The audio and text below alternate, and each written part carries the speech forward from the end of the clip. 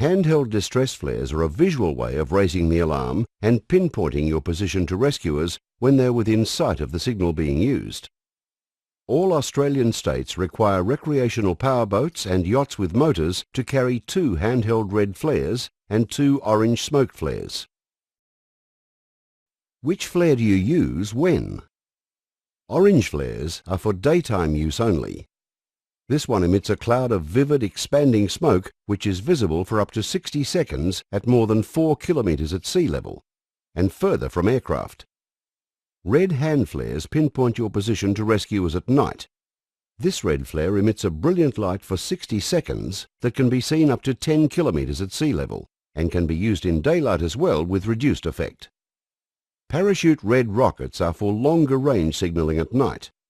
This parachute flare lifts its payload to 300 metres, where it deploys a red star flare which burns for 40 seconds and can be seen up to 40 kilometres away at night and 15 kilometres in daylight.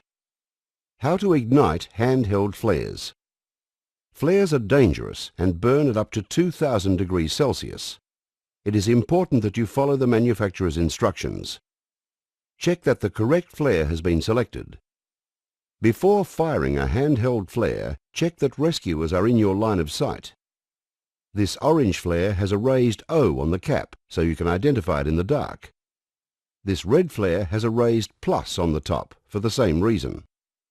To light this flare, you hold it safely at the base, twist off the top cap, hold the handle with the signal pointing up and away from you. Firmly pull out the yellow igniter knob on top of the flare, up and out of it, in a smooth, steady motion. Hold the lighted signal up high, outboard, on the leeward side of your boat.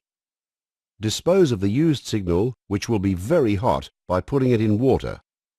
Other models may be lit by a striker cap.